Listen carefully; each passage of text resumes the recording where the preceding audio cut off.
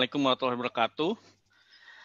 Kepada yang terhormat Pak Aan Astianto, Direktur Pascasarjana Untirta, Pak Rektor Profesor Fatah Sulaiman, Bu Prodi, teman-teman rekan-rekan dosen, teman-teman rekan pemateri, dan rekan-rekan mahasiswi dimanapun berada ya.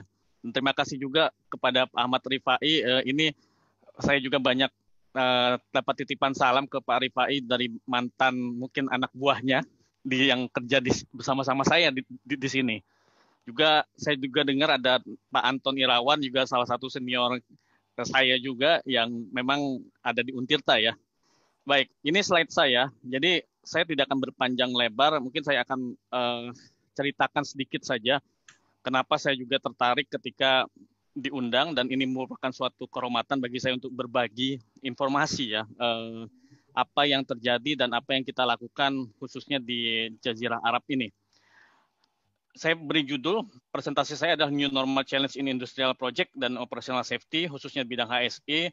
Jadi memang dua target, yaitu adalah mengukur dan memastikan masalah hal-hal yang berhubungan dengan keselamatan proses dan keselamatan perorangan atau individual juga kita ukur dengan baik. Bentar. Ya.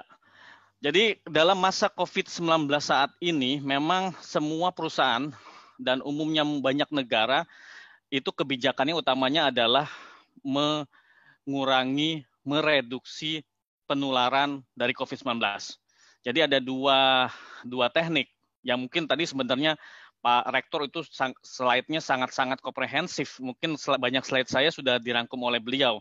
Tetapi saya akan mengkategorikan sedikit saja. Jadi ada teknik yang cukup murah dan ada teknik yang cukup mahal. Jadi yang cukup mahal seperti mungkin merubah layout, merubah housing, merubah camp, kemudian melakukan tracing dan testing dan lain-lain.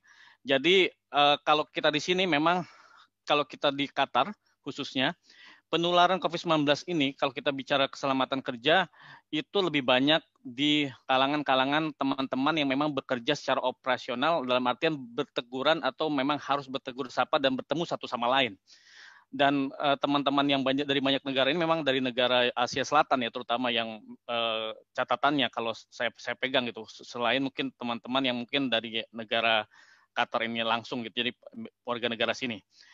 Salah satu akibatnya ya memang jadi catatannya cukup tinggi penularan ini, karena pertama kalau misalnya teman-teman pekerja kasar ini umumnya mereka tinggal di satu camp atau satu porta kabin, dan satu porta kabin itu isinya mungkin ditinggali oleh 8 sampai 6 orang. Nah, karena adanya COVID-19 ini mau nggak mau pemerintah menekan supaya satu porta kabin ini hanya berisi 3 orang sampai 4 orang saja minimum. Jadi memang cukup mahal. Jadi mereka harus menyewa camp-camp baru atau porta kabin baru. Sementara teknik-teknik yang kurang mahal atau tidak terlalu mahal adalah ya yang tadi sudah disebutkan banyak, seperti social distancing, self diagnosis, PPE dan mask, kemudian employer screening ya, baik melakukan temperatur gun terhadap semua orang yang akan masuk area pabrik atau mungkin area kantor. Kemudian teleworking, segmenting workforce. Jadi memang sangat ketat segmenting workforce ini. Jadi maksudnya adalah orang-orang di usia 56 tahun ke atas di sini sampai saat ini, sampai minggu ini ya, itu belum dibolehkan masuk kerja.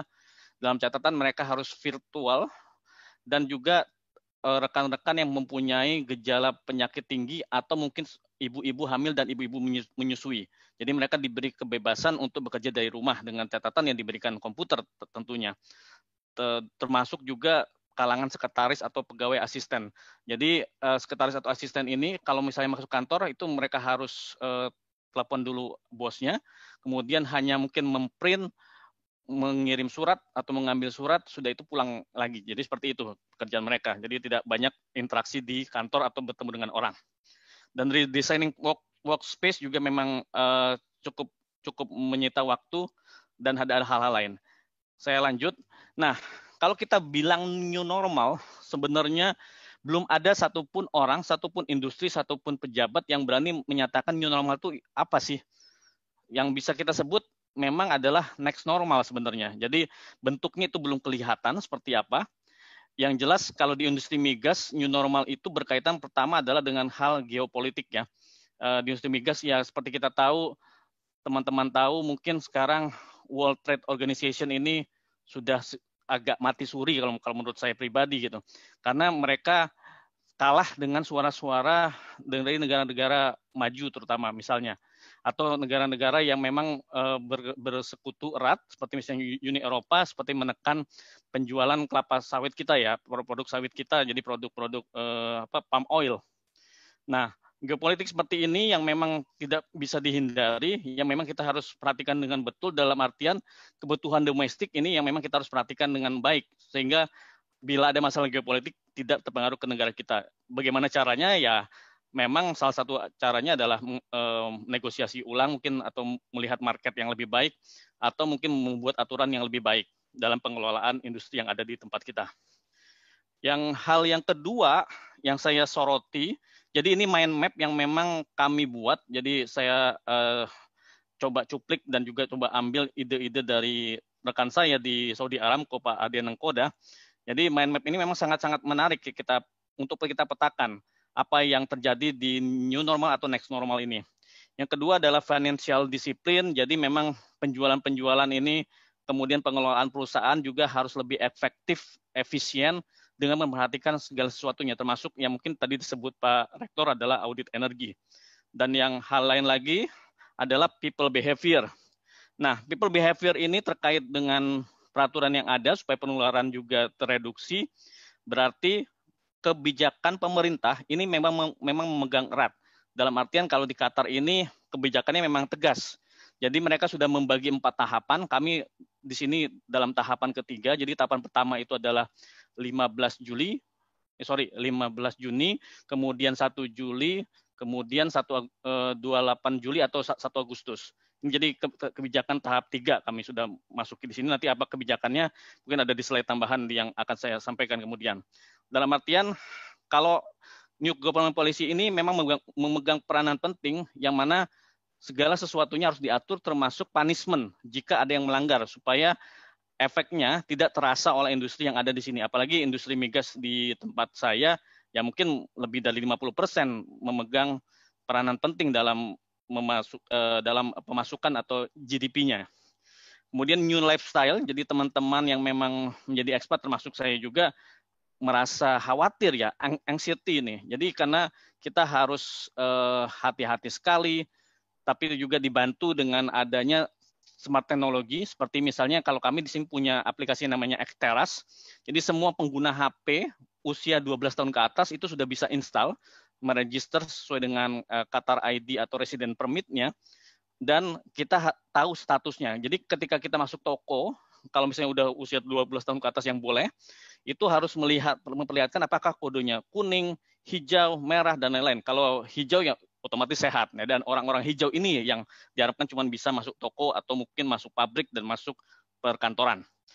Dan hal lain lagi adalah yang kita memang sangat perhatikan betul adalah environmental awareness supaya tercapai kehidupan yang lebih sehat, carbon based economy, renewable energy juga kita perhatikan dengan baik, dan artian pemerintah Qatar juga mencoba melakukan energi mix supaya renewable energy ini lebih diperhatikan, seperti misalnya tenaga listrik atau tenaga surya yang memang kita perhatikan dengan baik dan sudah mencoba membuat berbagai eksperimental khususnya di kalangan industri. Kemudian juga transportation dan mobility ini juga sangat-sangat diperhatikan, dalam artian kita kalau di sini masih dibatasi jika satu mobil itu berisi maksimum 4 orang yang bukan anggota keluarga. Jadi maksimum hanya 4 orang. Jadi kalau misalnya anggota keluarga sih boleh sampai full ya, dalam artian mungkin kapasitas mobilnya sekitar 6 orang ya 6 orang, tapi itu harus dengan catatan semuanya adalah satu anggota keluarga. Tapi kalau bukan anggota keluarga hanya 4 orang. Nah, hal lain lagi juga yang sangat-sangat kita perhatikan betul adalah uncertainty. Jadi ketidakpastian ini sangat memegang peranan penting. Apalagi ada kekhawatiran atau anxiety ini. Artinya skill-skill baru harus kita dapatkan dengan catatan didahulukan juga program-program seperti risk management dan new business model yang memang harus diperhatikan juga. Selain itu ya tentunya inovasi, baik itu industri 4.0, kemudian blockchain, lean process dan supply chain memang kita harus perhatikan betul dengan baik. Jadi banyak hal yang memang terkait dengan industri ini, khususnya terkait new normal adalah seperti ini mind map-nya. Apa yang dimaksud dengan new normal itu versi kami ya. Oke, saya lanjut sedikit saja. Jadi untuk catatannya Bapak dan Ibu semua, moving average atau pergerakan pertambahan jumlah yang signifikan dalam COVID-19 di kami, itu dalam waktu 3 hari itu cukup signifikan sampai tanggal akhir Juni lalu. Nah, apa yang terjadi? Jadi kalau misalnya sampai sekarang, mungkin sampai 2 minggu lalu, ini karena saya buat presentasinya 2 minggu lalu, itu sudah turun dan sangat signifikan.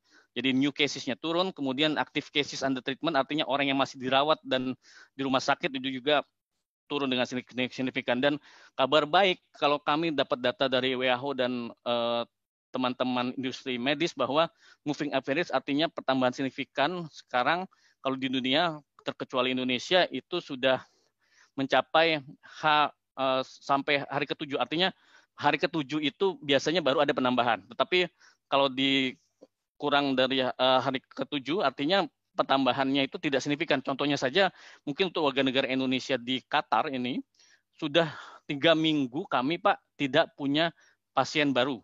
Satu pun.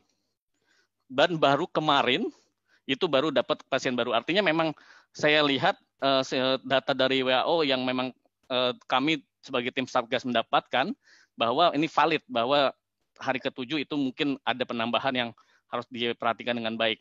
Dan mudah-mudahan di Indonesia juga moving average-nya bisa berkurang dengan drastis, artinya mungkin setiap hari bertambah, ya mungkin bisa berkurang setiap 3 hari atau tiap 4 hari atau sampai setiap 7 hari seperti yang data di dunia yang sudah ada.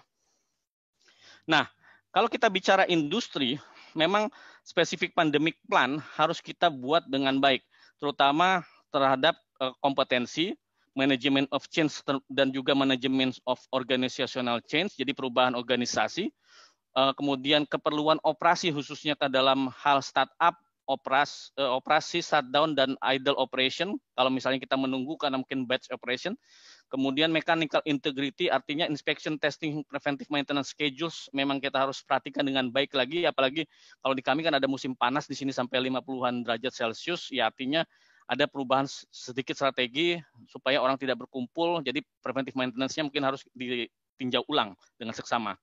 Dan hal lagi yang kami perhatikan dengan baik adalah proses hazard analysis atau risk management yang memang perlu durasi lebih panjang, kemudian juga program yang lebih rinci lagi, sehingga kita bisa bilang mungkin mudah-mudahan tidak ada kejadian proses safety incident. Ini tujuan utamanya tentunya. Dalam artian dalam kondisi seperti ini, waktu-waktu yang diperlukan untuk profesional dan personal memang harus kita perhatikan, dan mungkin kalau ada concern dari personal ya kita harus juga perhatikan dengan baik. Artinya kita harus lebih fleksibel, lebih adaptasi dengan baik, dan lebih dinamis dalam menghadapi semua kemungkinan kejadian yang ada di dalam kondisi pandemik seperti ini. Oke, sorry. Hal-hal yang lebih dinamis artinya kita harus mulai pelan-pelan merasakan safety culture yang terjadi di plant.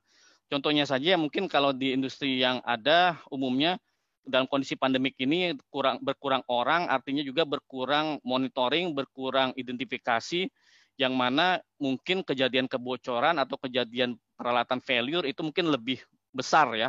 Dan kita harus lebih hati-hati lagi supaya tidak terjadi kecelakaan proses atau keselamatan proses insiden yang tidak kita harapkan. Nah, banyak caranya. Salah satunya yang mungkin saya sebutkan di satu persatu di dalam slide ini hanya sekitar 7 hal saja yang utama.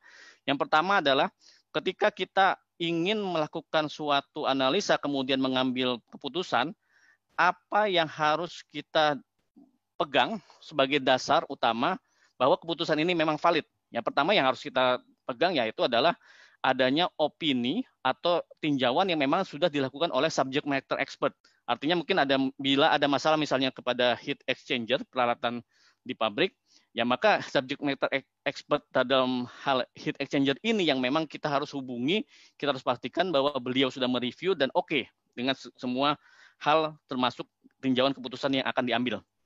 Kemudian hal lain lagi yang harus kita perhatikan baik, yang jadi hal positif adalah kita harus perhatikan bahwa semua leader itu telah berpartisipasi aktif dan terus berpartisipasi aktif dalam hal mereview, mengerti semua bahaya dan resiko yang mungkin ada dan menjadi catatan sebagai mungkin contohnya adalah 10 bahaya utama yang ada di pabrik atau di area operasi atau di aset yang beliau kelola sebagai leader. Jadi semua leader itu harus tetap aware dan mereka juga jika ada apapun, ada hal yang mungkin bisa menjadi bahaya baru, itu tetap terlibat dalam semua hal terkait walaupun nanti target produksi berkurang. Dan yang jadi catatan negatif yang mungkin yang kita harus hati-hati, jika sudah mulai terasa nih budaya safety di pabrik itu, jika kemungkinan mungkin ada objektif yang atau tujuan-tujuan yang diambil itu tidak memperhatikan impact atau dampak keselamatan proses dalam long term. Dan juga mungkin faktor-faktor utama terhadap kenyamanan atau kebutuhan pekerja ini tidak diperhatikan dengan baik. Dan apalagi mungkin jikalau teman-teman operasi ini atau teman-teman maintenance sudah merasa tidak nyaman untuk meraise safety issues karena ada kekhawatiran akan dipecat ya. Karena dalam kondisi pandemik ini ya kita tahu betul bahwa pemecatan atau pengurangan karyawan ini sangat-sangat signifikan termasuk di tempat saya. Saya pun termasuk yang deg-degan sekitar 1 bulanan ke belakang. Dan alhamdulillah tidak terjadi pada diri saya, malah saya diberi tanggung jawab tambahan.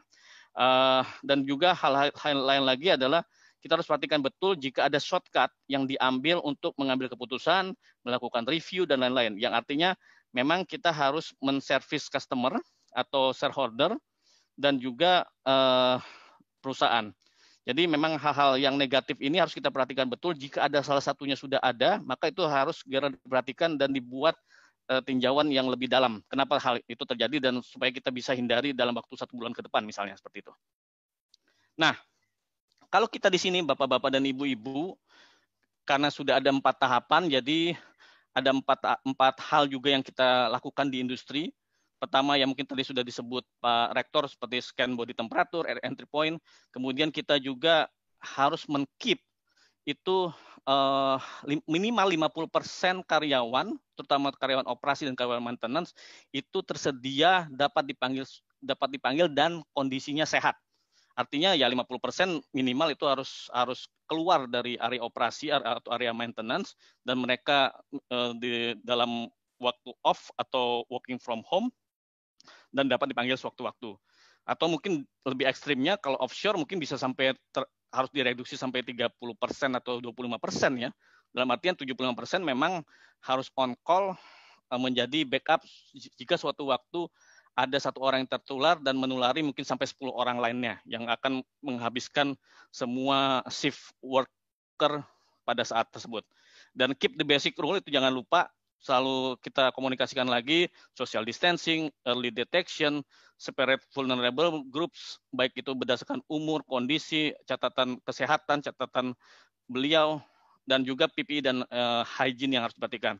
Kita juga lakukan mitigasi kalau di building itu hanya one entry dan one exit untuk building khususnya, dan juga kita lakukan tinjauan ulang sistem AC-nya ya.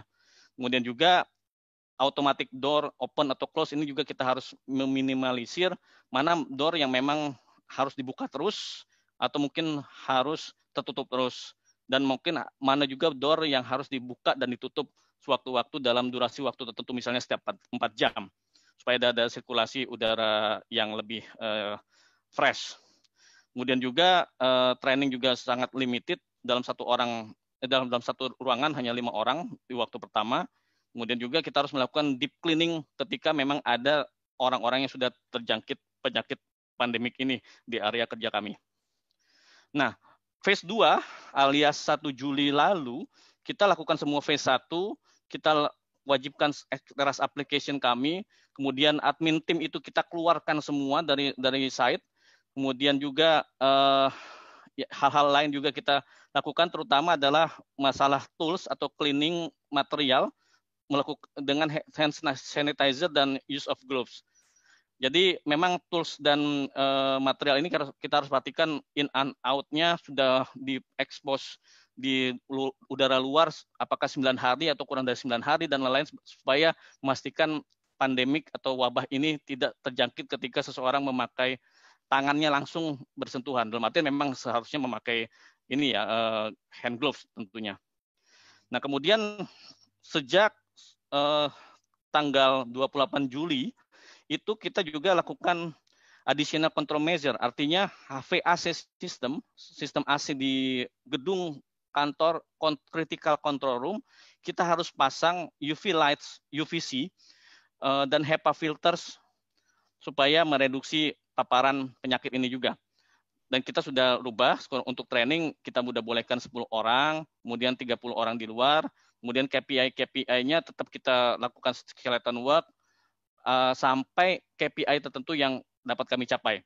Misalnya di organisasi kami atau aset saya, ya mungkin kami itu sepakat bahwa jika 1 bulan itu tidak ada penyakit atau orang baru yang terpapar lebih dari 5 orang, maka artinya mungkin kondisi sudah lumayan aman. Artinya kita bisa increase gradually sampai mungkin mencapai 80%.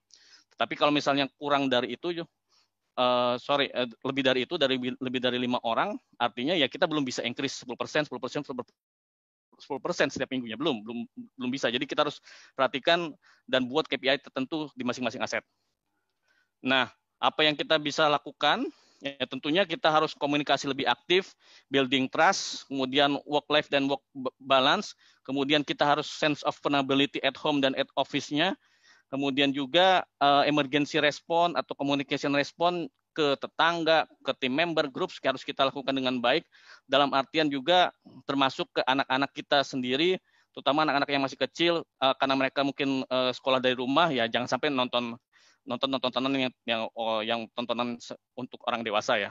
Kemudian juga setiap pekerja juga harus dipastikan mereka memakai PPI, selalu mencuci tangan, dan semua hal mengenai keputusan harus dilakukan atau dikomunikasikan terhadap atasan terlebih dahulu dan jangan melakukan step jump di dalam prosedur. Dan terakhir, apa yang kita bisa lakukan sebagai diri sendiri, ya tentunya kita harus tetap berdoa, kita harus tetap melakukan basic rule yang ada seperti personal hygiene, social distancing, terutama ketika melakukan aktivitas di rumah atau aktivitas di pabrik yang akan berinteraksi dengan banyak orang. Dan juga kita harus meremove dan mengganti baju kita setelah kita keluar atau setelah pulang dari pabrik, sehingga anak-anak dan orang-orang tua yang mungkin ada di rumah kita lebih aman dan lebih sehat. Demikian Pak Rifai mungkin yang bisa saya sampaikan. Terima kasih.